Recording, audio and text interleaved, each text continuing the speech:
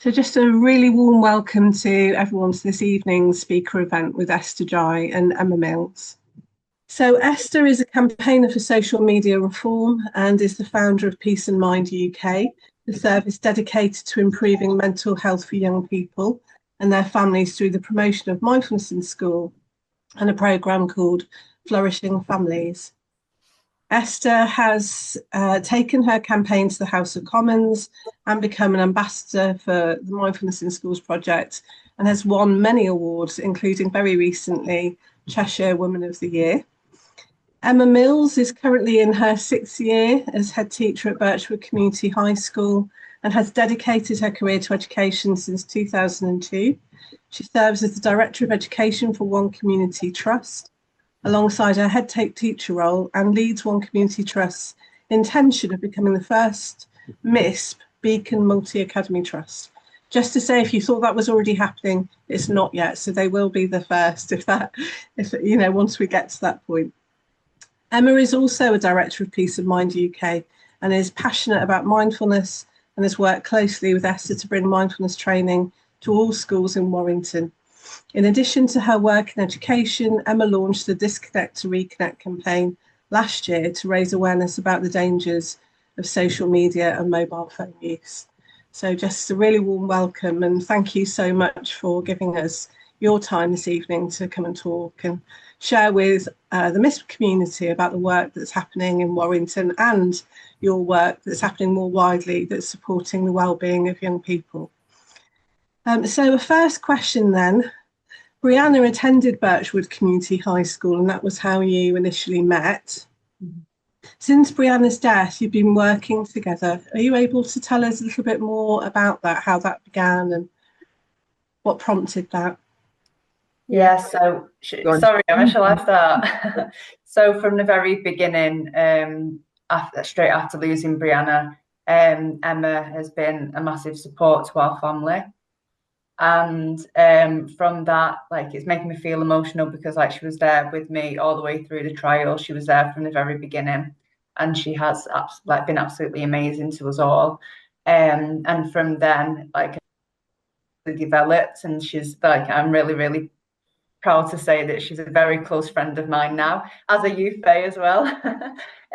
But we've been working really, really closely together, and I think we've got a lot in common, haven't we, with regards to like our passions and wanting to make the world a safer, better place for children and for families as well.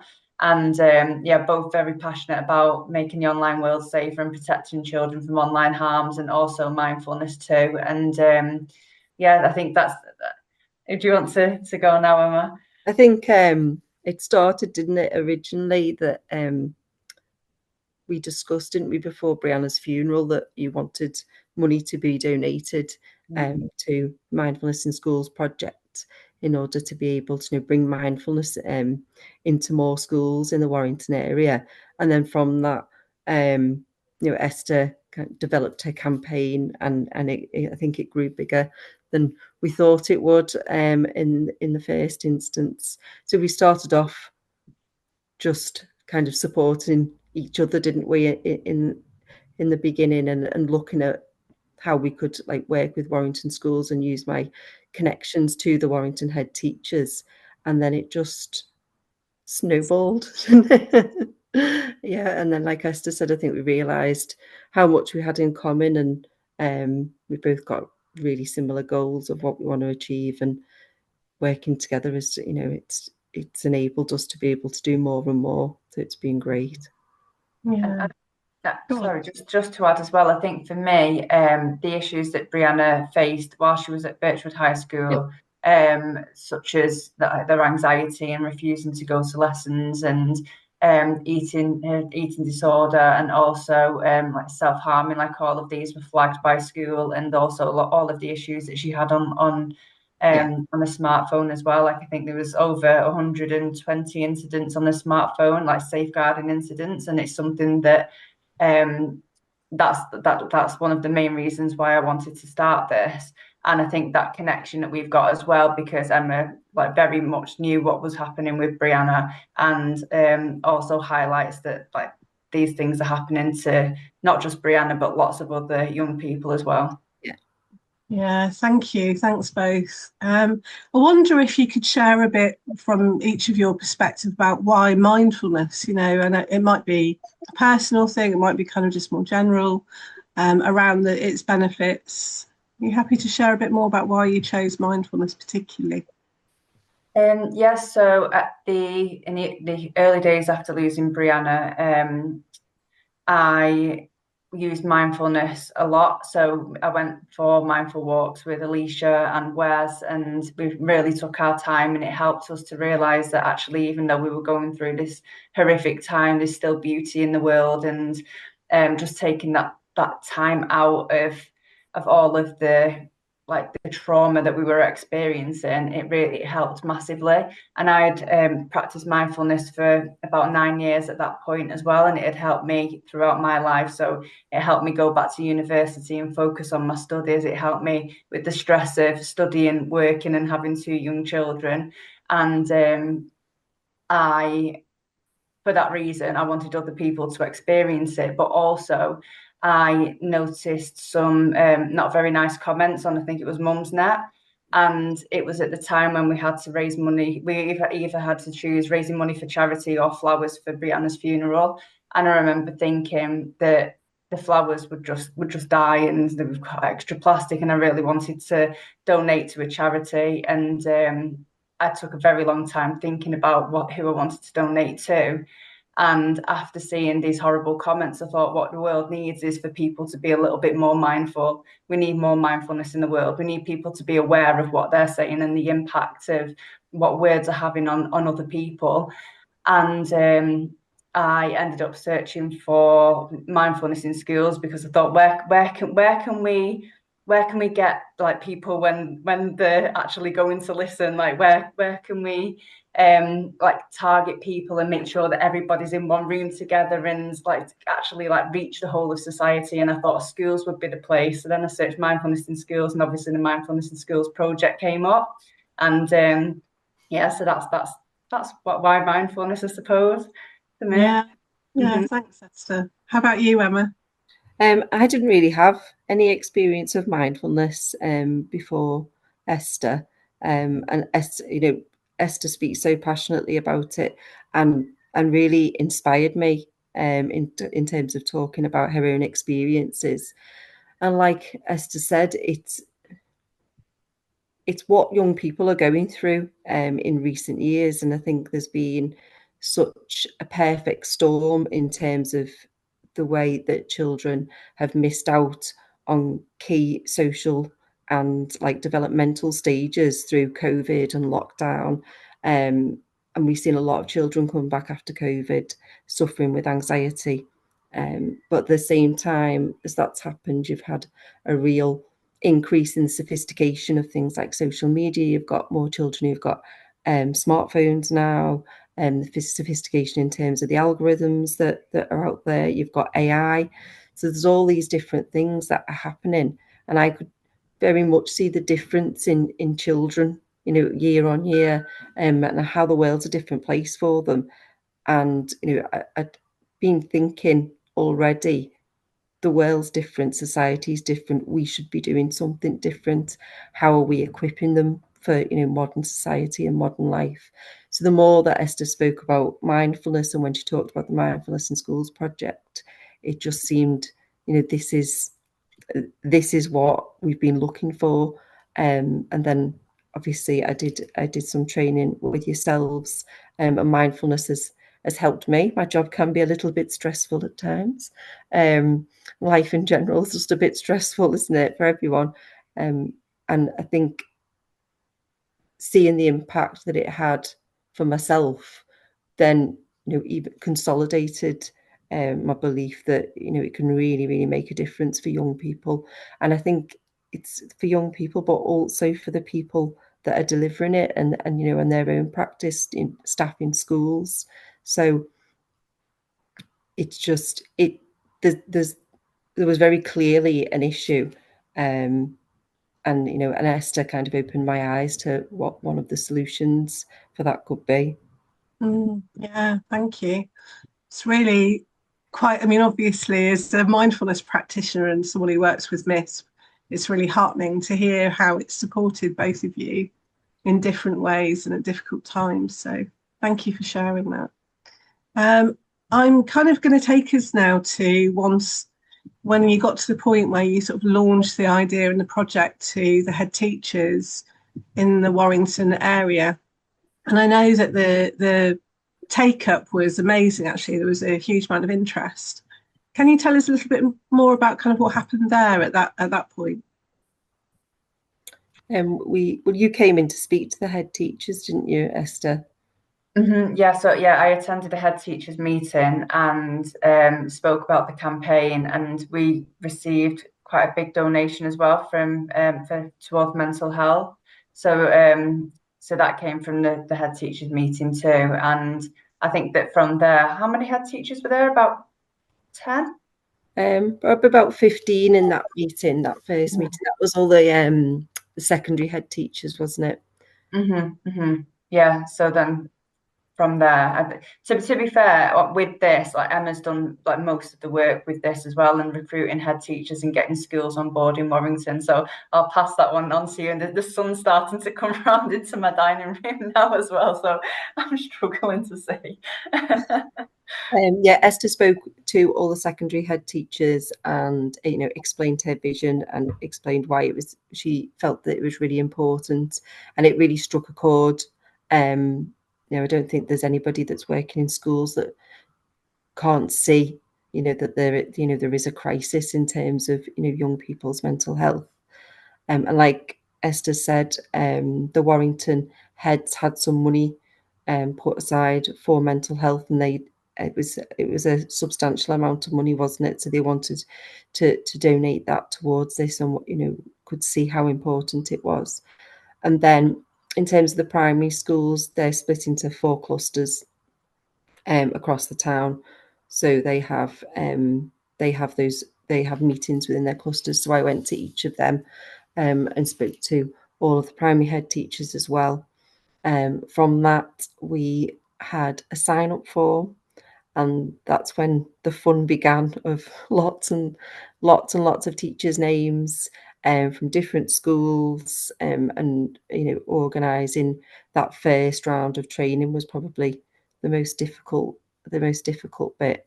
And then after that, we got a little bit more of a system going and a little bit smoother. And it's grown from there. So we did our first Warrington mindfulness retreat last year. We've got the second one coming up.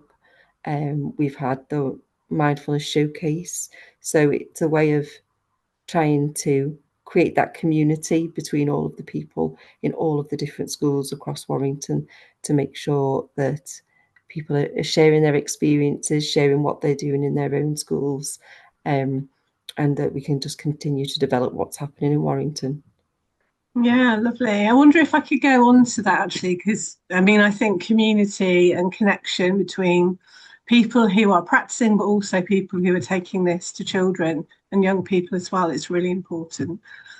Just curious to know what your thoughts are about community, how important it is. I know that in Warrington, generally, the community has been incredibly supportive of the campaign and the project and the work that you've been doing with MiSP. But could you share a little bit more about kind of community and why it's important? And also that event that you just mentioned, the showcase, if there's anything, I'll give you a little minute to kind of just think about if there's any stories that stood out for you there from either staff or students when they were sharing. So anything around community first? Esther, I think it's worth mentioning about the Peace and Mind campaign and how much everybody in the Warrington Guardian behind, didn't they? Yeah. So when we set up the Peace and Mind campaign, it was with the Warrington Guardian, and the Warrington Guardian is our local newspaper, and I worked with a community reporter called Tom Bedworth, and they really got behind the campaign and they really supported with it. And we also had help from the Warrington Wolves team and the Warrington Wolves Foundation, and yeah, lots and lots of people from the community got involved and really supported us and backed what we were doing. And obviously we wouldn't have raised, I think it was like over £120,000 that we ended up raising, and we wouldn't have been able to do that without the help of the community and the wider society as well. And I think that when something terrible happens, like it really does like show either the worst or the best in people. But honestly, there's been so many absolutely amazingly outstanding people that have helped. And yes, I suppose also like the school communities as well. Like I've always really found Birchwood Community High School, it has a really strong community, and it's almost like a big family really, with the teachers and how much they supported me when Brianna was here with the difficulties that she was having, but also the importance of community in schools. I think we're going through difficult times, and we are stressed and we are busy. And community is even more important than ever, because we need to come together and hold each other up and support each other. And I think when you're doing a project like what we're doing in Warrington, where we're trying to kind of change things and bring new things in, especially when teachers are already overloaded in the work, it's even more important than ever, so that you can share stories and support each other. And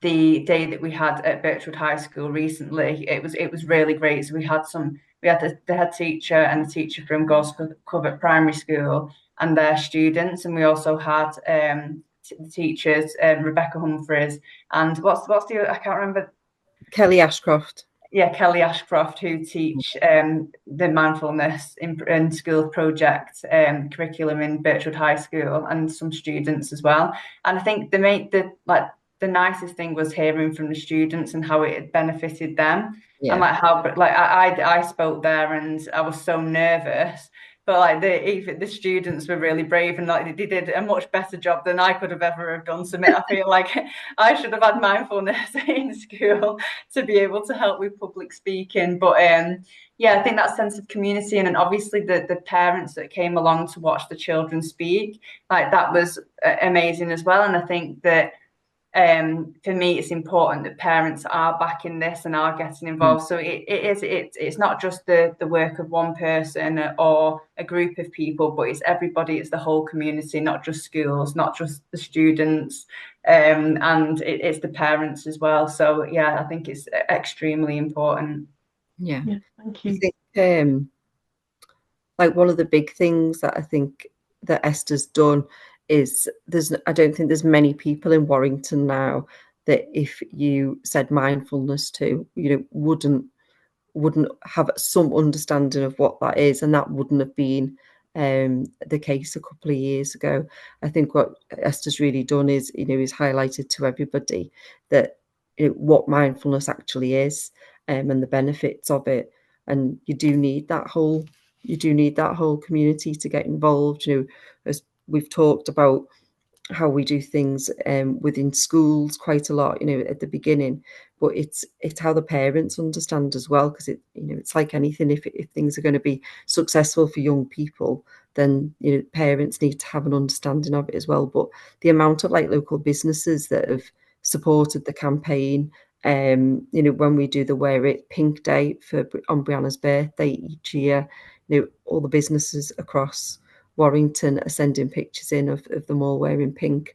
All of the local primary schools, it's all of the local secondary schools. It's something that everybody is passionate about, and everyone's getting involved in. And like Esther said, I think in that the showcase for me, it was looking at some students who I know aren't that confident, and who a year ago wouldn't have been able to stand up at an event like that and to be able to speak in front of that many people.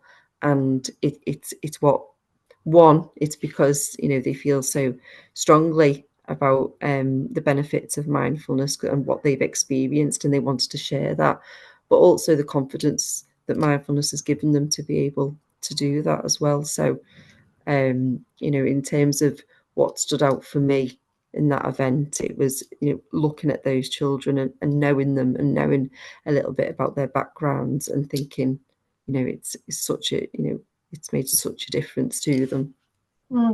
Yeah, amazing.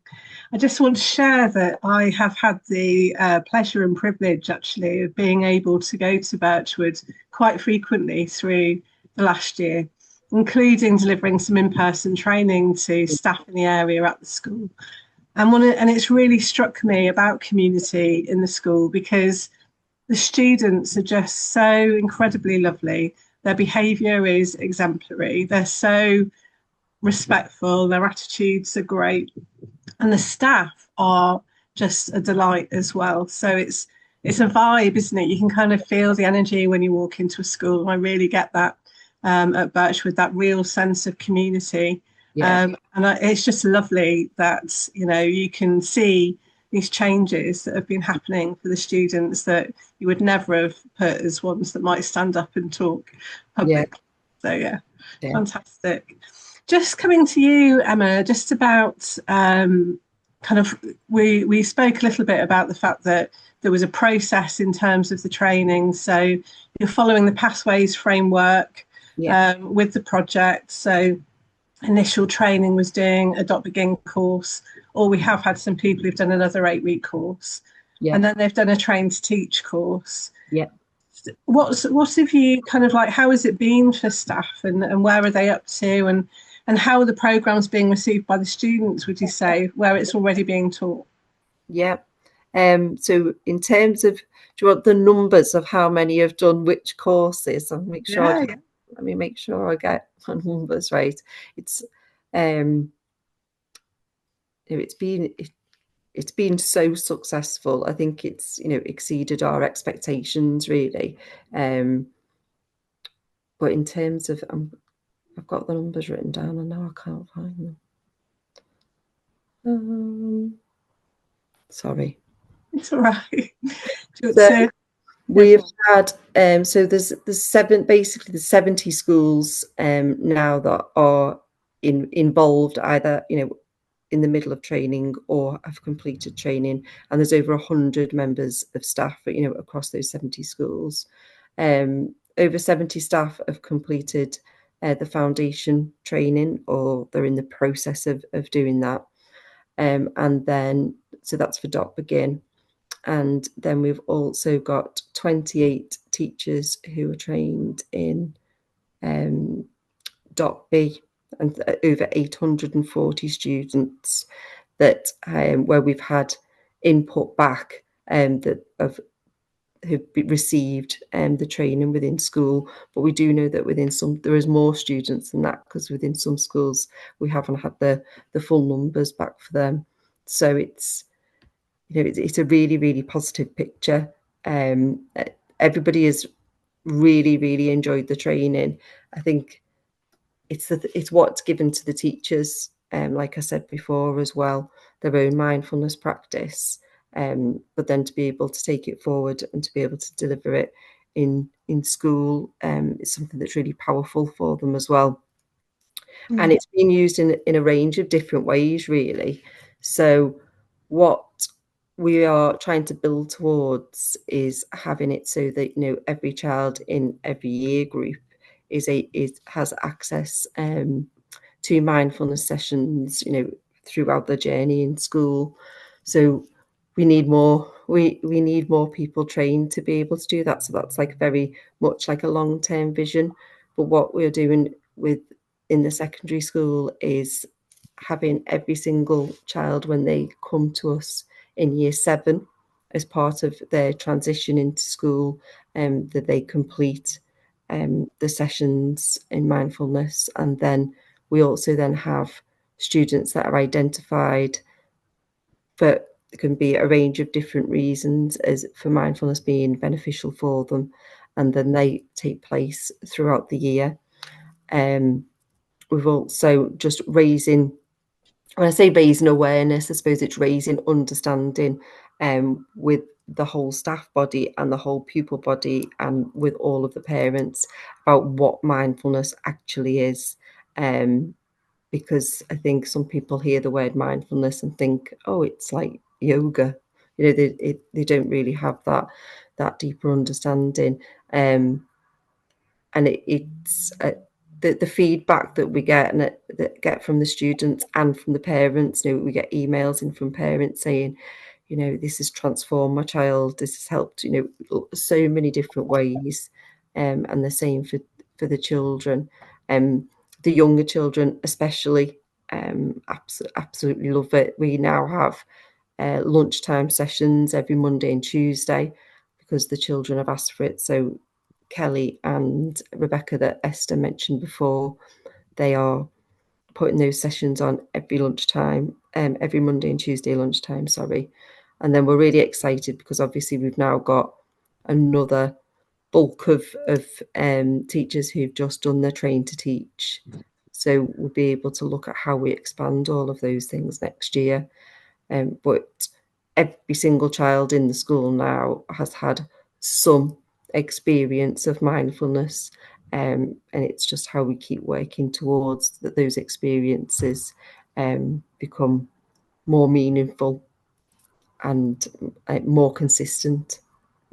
Yeah, thank you. I am going to come back to you again. I hope it's okay. Yeah. But just to say that building on that, I know that you've got a vision for One Community Trust and a lot of support from Gary Cunningham, who is the CEO, for this work, for the whole project. And I just wondered if you wouldn't mind just sharing a bit more about the trust and how it's going to be within the whole trust.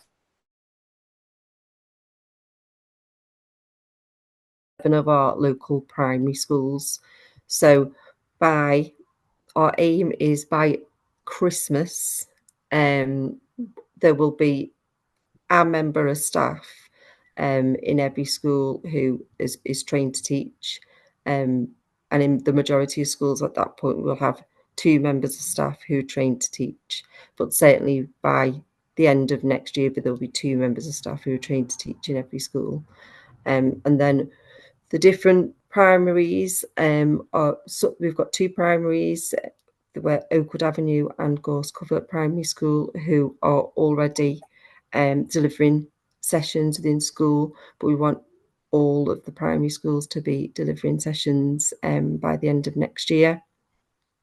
And obviously we're already at that point at Birchwood, and then by summer next year to be working towards having a mindfulness in schools lead in each of the schools within the trust.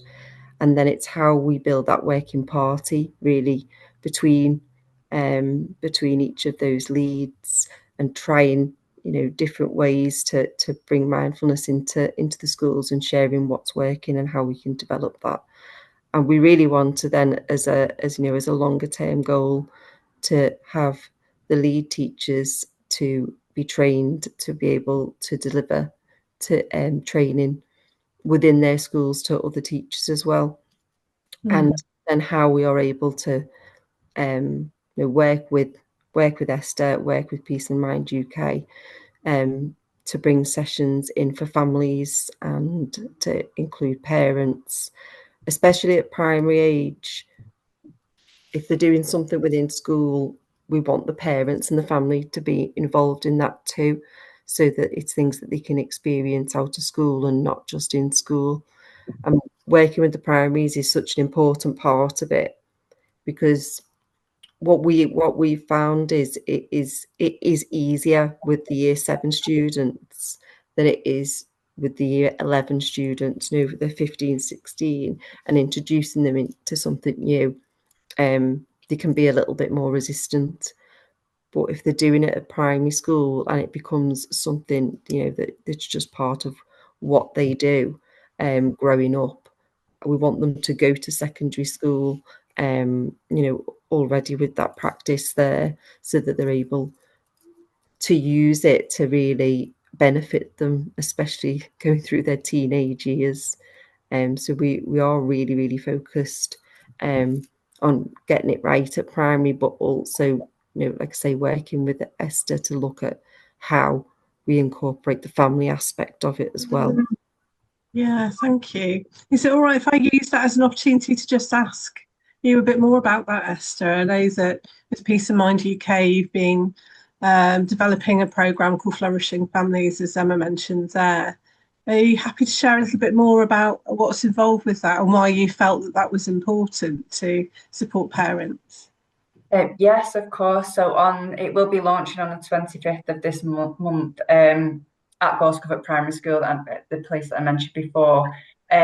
We developed Flourishing Families as a way of kind of teaching a holistic approach to well-being. So it's not just mindfulness. It's we've got 6 different areas, and it covers nutrition, sleep, gratitude, nature. I can't remember. I really do need these on my hand. I honestly can't remember the other 2. Honestly, I'll have a look. I'll find the other one for you. All right, thank you. But it's 6 different areas, and it's a holistic approach to well-being, and every single area is like mindfulness at the core. And we will invite parents to join their year group. So say like year 1 will come in straight after drop off, and the parents will join them. And we've got a carousel of activities, so all these different areas. And the parents for 90 minutes, and parents are encouraged to make sure that the phones are away, and they've got 90 minutes being totally present. Have you got it, Emma? Yeah. Do you want me to say it now? Yeah, please. Nutrition, exercise, sleep, gratitude, nature, and community. Yeah, there we go. Thank you very much. Honestly, every single time that I say this, I think that I've nailed it. I think I've got it, and I shouldn't trust my own memory.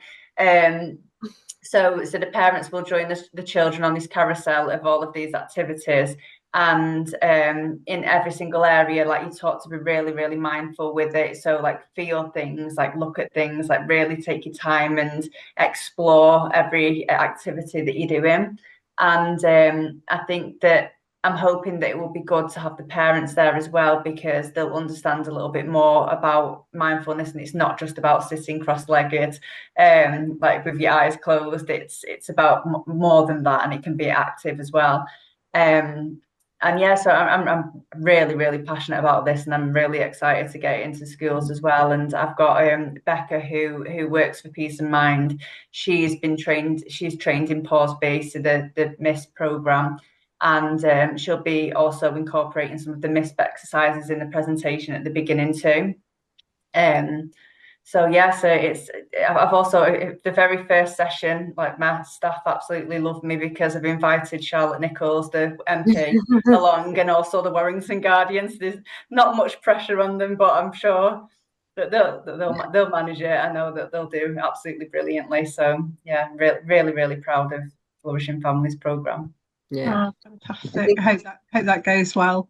Yeah, I think it's so important to have all those different parts to it, because I think part of it for me, if you think what success is going to look at, when will we think that we've kind of got it right in one community trust? And it isn't really about the amount of sessions being delivered. It's how it becomes like a culture within the school. The staff that have done the training, like they've said, it makes you think about when you're in school. Sometimes, you're really stressed, and then does that affect how you interact with a child, and then if you're not interacting with them properly, they go into kind of fight or flight as well. It's all those little things. It's by being more mindful, just, as a culture within a school. And I think, you need the whole community on board for that, and that it takes time, but it's kind of how you involve the community into it as well. Absolutely. I always think about the fact that in schools we've got them for maybe 8 hours, but of course the rest of the time they're with their families. So it's just so crucial, isn't it, that it's somehow a joined up approach in some way. Yeah. So I just wondered, I'm aware of time, so if you wouldn't mind just also being aware of time with me, because this is a big-ish question.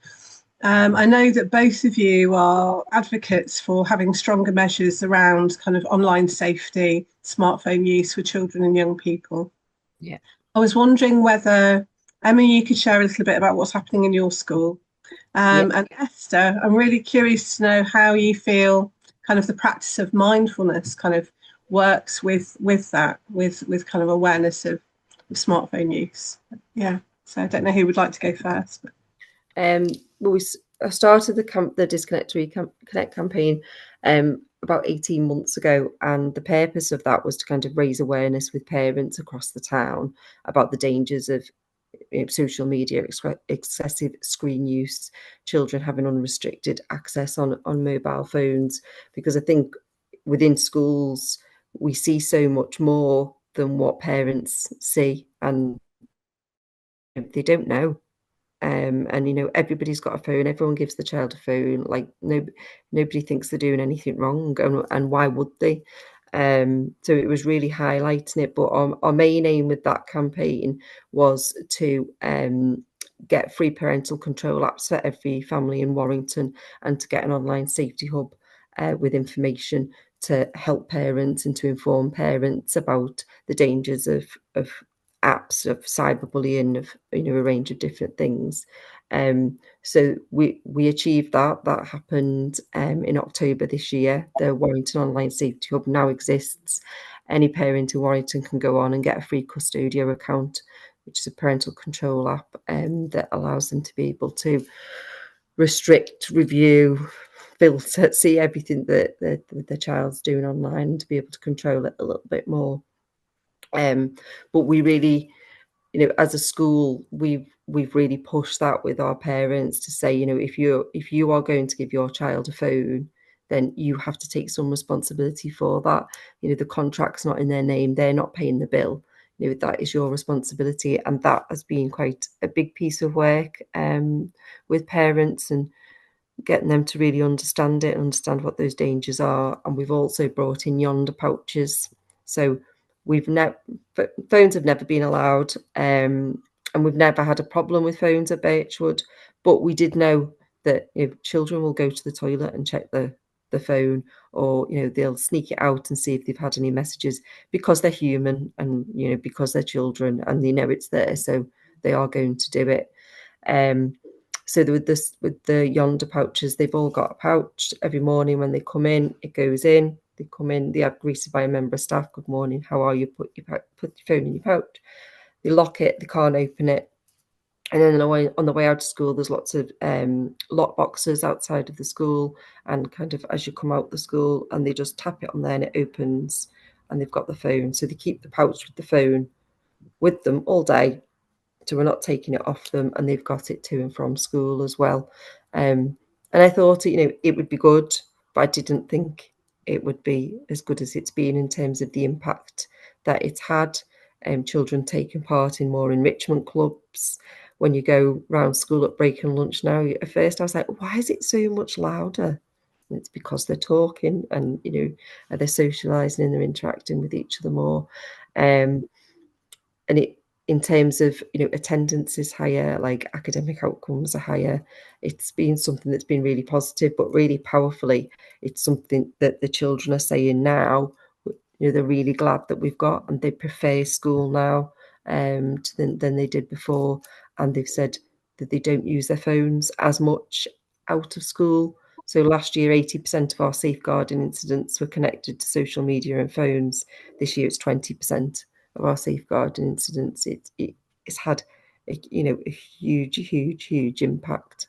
And we always say to Esther, don't we, that it's 1 year, the use of mobile phones and the impact that it has on children, it is connected to mindfulness, and the two things, doing both things works really well together. Mm-hmm. Yeah, that's right. And like I've been campaigning for a safer online world, and like how that looked kind of it was lots of different ways that I was thinking that we could possibly do something and make a change. And so I was like running kind of campaigns about how to keep children safer. And I was also doing the Peace and Mind campaign, which was to get mindfulness into schools. And I did like realize that there was such a lot of crossover, and also down to like children having that innate ability to be mindful. And if you're walking along with like a toddler and he wants to stop and he wants to look at the plants and he wants to check the bugs on the bottom of the leaves and all of, which can be quite frustrating if you're trying to walk to school really quickly, but they've still got that ability. And I think that it's so sad when you see really young children with phones, and it's taking that ability to be mindful away from them. And so it's something that we really need to nurture, and we need to make people aware. And because of this reason, in September, I'm going to be launching a program called Look Up and Live. And I wanted to do something that was very like on brand with peace and mind and with mindfulness and empathy as well, and understanding. And it was very early stages now, and we've got somebody new coming to the community interest company to help develop this program. And it's all going to be about like looking back at like with nostalgia at how our lives were when we were younger, and like the kind of things that we did when we didn't have smartphones. And like, has your child done all of these activities? And just more of what are you missing out on when you're looking at your phone? Maybe like it's time now that we look up and we really do live and we connect with others. So yeah, that's something that I'm really excited about launching as well. And hopefully as well in September, a new campaign too, for off the back of all of the work that Emma's been doing in schools and implementing the Yonder pouches. I really want to push the government to do a statutory ban on phones in schools, because the impact it's had at Birchwood High School is remarkable. And yeah, it's something that every single child should get. It shouldn't be a postcode lottery, whether you've got the opportunity to focus on education and socialise with your friends at break times. So yeah. Lovely, thank you. I have to say that quite a few of the staff actually were telling me about how the Year 11s had an area where they would get together and they're playing board games at lunchtime. And I was just like, oh, I just so love that. When you think about kind of how it can be with phones, with students of that age, it's just really heartening to think that they're playing Monopoly instead. So. Well, I think that's a really important part of it, and I think that's why the stuff that Esther's doing is important. Is you can't just say take phones away. It's like, well, what do you do instead? You know, and we kind of think it's obvious because we didn't grow up with phones, but some children have always had a phone and don't know what to do if they haven't got a phone. So it's not just taking something away; it's what you give them as well. Yeah. Thank you both. So just to sort of like summarise this or bring it to kind of together before we go to some questions from everyone that's here. If you could kind of like set out what your vision would be, or, you know, what would be the signs that things were moving in the right direction for you in the future, what would be happening? Each other. I think, like I say, that been able to create like a sustainable model within the trust where you know, you've got that mindful culture that's kind of embedded within each of the schools. And I don't want to say this to sound the wrong way, but almost like we don't need to do as much at the secondary, like by the time they get to secondary school, you know, kind of practice is already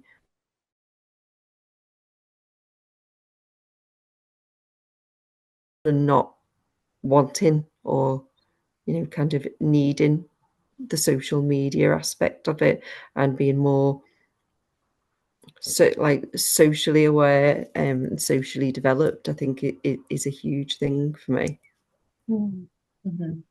I think for me, a while ago, I heard that there was over 300,000 young people on the waiting list for CAMHS. And I think that prevention is key. Like my background's in nutrition, and all we talk about is prevention. And I think that if the work that we're doing, bringing mindfulness into schools, can prevent the onset of like some mental health issues in young people and anxiety in young people, and also bring in like wellbeing practices to school and the holistic approach to wellbeing. If we can bring those numbers down on the waiting list for CAMHS, then that would tell me that we're doing something right. And also the tagline to Peace and Mind is planting seeds of resilience, empathy and unity. And I think that if we see people being kinder to each other and more understanding to each other, then yeah, that's another thing that I would love to see as well. Yeah, thank you both. I'm going to offer it out now. So as I mentioned at the beginning, Eleanor, the questions are going to go to Eleanor. So I'm just going to have a look at my chat now to see what questions are coming through. Just bear with me while I have a look. Okay, so the first question then, as a mindfulness researcher, I would be really interested to hear more about how the House of Commons talk came about and the impact this had, as I feel it can be really hard to reach policymakers to share the benefits of mindfulness. That's from Katie Crompton. How did that come about? I think this with the mindfulness initiative. Oh, was this Charlotte Nichols? It was through Charlotte. Yeah, Nichols at Westminster Hall, wasn't it? Oh. Earlier in last year. Yeah. So I'm really lucky that I've got a very supportive MP for Warrington North called Charlotte Nichols, and I reached out to her after the death of Brianna, and she's got a very keen interest in mental health, like that.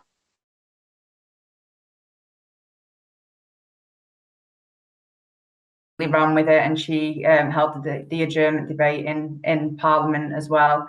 After the new government coming in, like there's been like a bit of had to let the dust settle, but I'm back in touch with Charlotte Nichols again. But yeah, I can understand that it is difficult, and yeah, I suppose I'm very lucky to have Charlotte who wants to support. And it's probably worth saying as well that she attended the all-party parliamentary event that was held in Westminster in November as well with other MPs as part of the Mindfulness Initiative event there. So she's continuing, isn't she, to kind of support what's happening in Warrington. So that's great. Just looking to see if there are any further questions. Oh yeah, I've got another one coming through. Just a second. I'm trying to read that one. At TMP College, I've noticed that when implementing mindfulness, students are resistant to it due to misconceptions as to what mindfulness is, such as thinking it's just about sitting in a dark room and meditating.